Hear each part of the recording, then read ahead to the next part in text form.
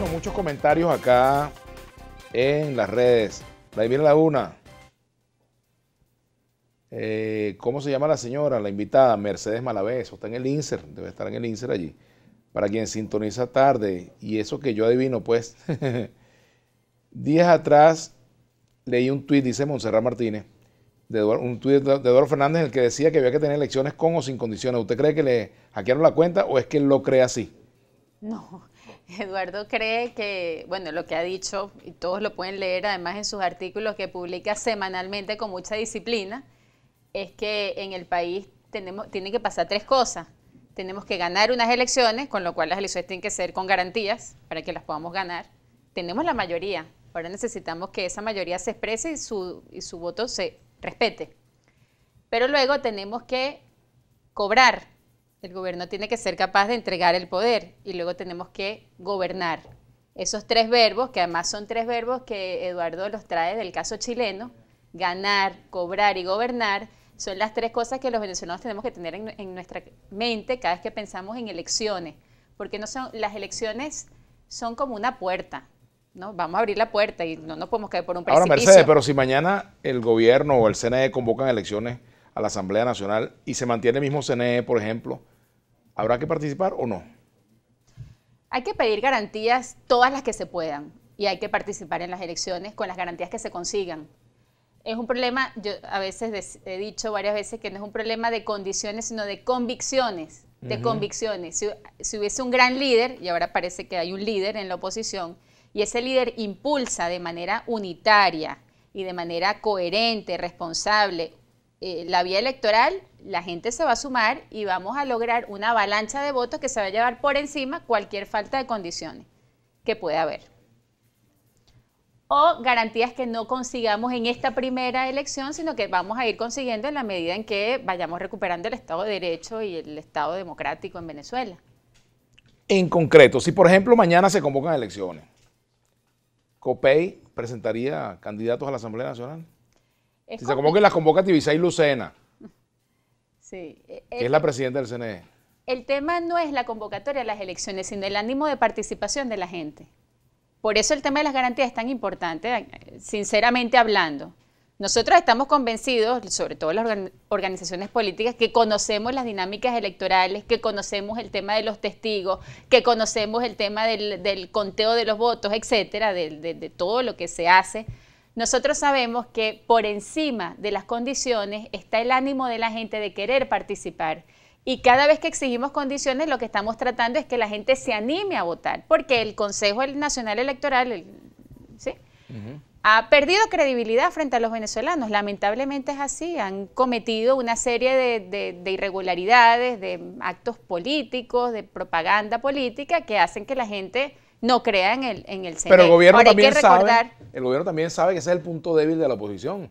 Es decir, ¿a qué me refiero? Lo utilizan de manera ventajista. El gobierno sabe que si solamente decir que Tibisay Lucena se mantiene en el CNE, que no hay cambio en el CNE, eso le garantiza un alto porcentaje de abstencionismo en la oposición porque, bueno, porque así ha sido, así ha funcionado, ¿no? Y la oposición, conociendo que eso es una estrategia de ellos como un espantapájaros, para ahuyentar el voto, pues tenemos que contrarrestar eso con inteligencia, sabiéndole explicar a la gente las cosas, entendiendo mejor, explicando mejor cómo es el proceso electoral y cómo se da unas elecciones y la importancia de los testigos. Por ejemplo, yo te voy a decir algo. Yo en lo particular creo que debería cambiar el CNE, que debería existir un CNE, claro, no 3-2, 5-0, es decir, 5 venezolanos independientes y 0 representantes de partidos políticos. Eso es lo que yo creo, o de corrientes políticas.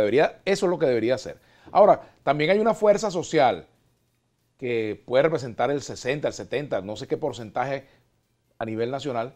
Bueno, esa fuerza, si está allí y se manifiesta electoralmente, ¿cómo te robas una elección en esos términos, no?